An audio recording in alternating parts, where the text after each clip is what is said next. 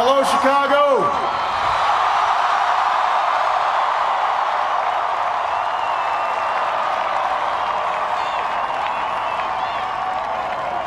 If there is anyone out there who still doubts that America is a place where all things are possible, who still wonders if the dream of our founders is alive in our time, who still questions the power of our democracy, tonight is your answer.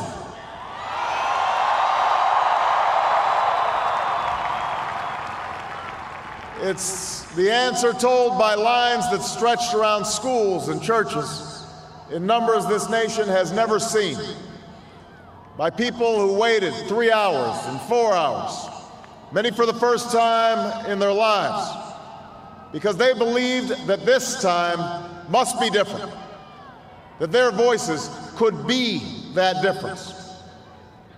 It's the answer spoken by young and old, rich and poor, Democrat and Republican, black, white, Hispanic, Asian, Native American, gay, straight, disabled and not disabled, Americans who sent a message to the world that we have never been just a collection of individuals or a collection of red states and blue states. We are and always will be the United States of America.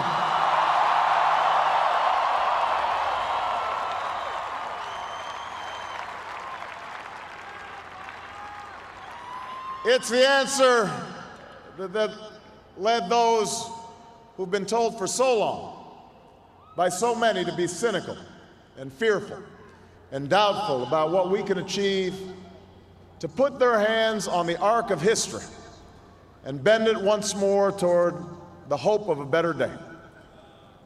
It's been a long time coming, but tonight, because of what we did on this day, in this election, at this defining moment, change has come to America.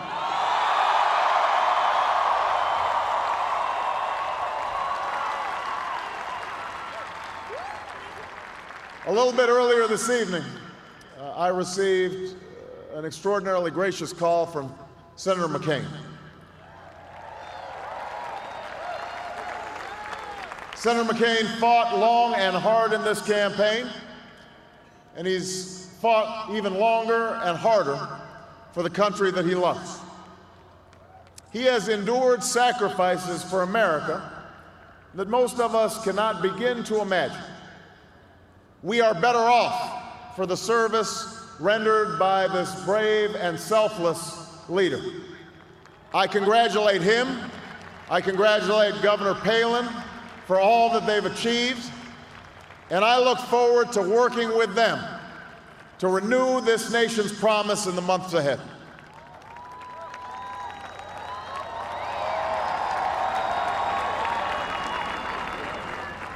I want to thank my partner in this journey, a man who campaigned from his heart and spoke for the men and women he grew up with on the streets of Scranton and rode with on the train home to Delaware, the Vice President-elect of the United States, Joe Biden.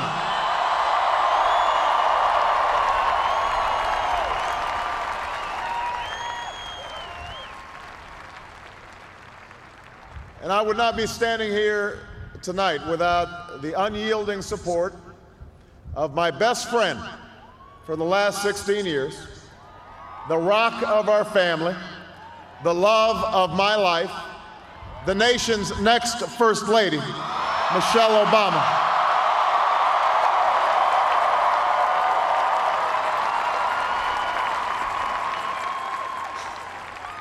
Sasha and Malia, I love you both more than you can imagine, and you have earned the new puppy that's coming with us to the White House.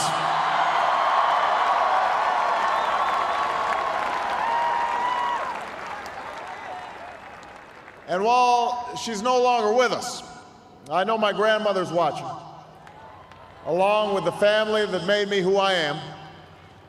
I miss them tonight.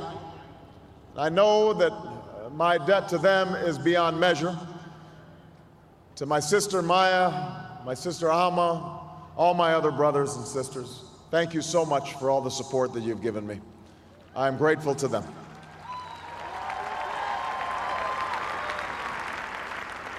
To my campaign manager, David Plouffe,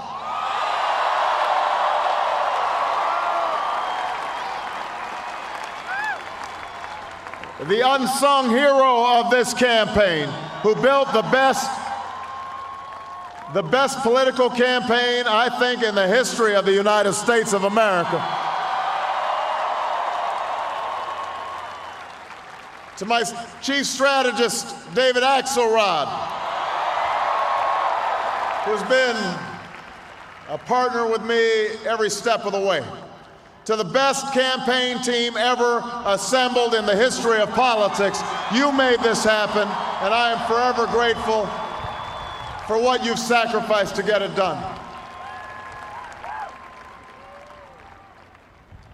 But above all, I will never forget who this victory truly belongs to. It belongs to you. It belongs to you. I was never the likeliest candidate for this office. We didn't start with much money or many endorsements. Our campaign was not hatched in the halls of Washington. It began in the backyards of Des Moines, in the living rooms of Concord, in the front porches of Charleston. It was built by working men and women who dug into what little savings they had to give $5 and $10 and $20 to the cause. It grew strength from the young people who rejected the myth of their generation's apathy, who left their homes and their families for jobs that offered little pay and less sleep.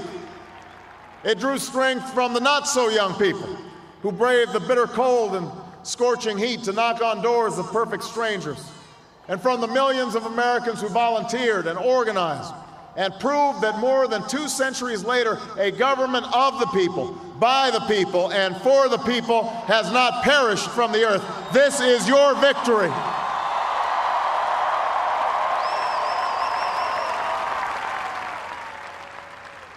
Now, I know you didn't do this just to win an election. And I know you didn't do it for me. You did it because you understand the enormity of the task that lies ahead. For even as we celebrate tonight, we know the challenges that tomorrow will bring are the greatest of our lifetime. 2 wars, a planet in peril, the worst financial crisis in a century. Even as we stand here tonight, we know there are brave Americans waking up in the deserts of Iraq and the mountains of Afghanistan to risk their lives for us. There are mothers and fathers who will lie awake after their children fall asleep and wonder how they'll make the mortgage, or pay their doctor's bills, or save enough for their child's college education. There's new energy to harness, new jobs to be created, new schools to build, and threats to meet, alliances to repair. The road ahead will be long. Our climb will be steep. We may not get there in 1 year or even in 1 term, but America, I have never been more hopeful than I am tonight that we will get there. I promise you, we as a people will get there.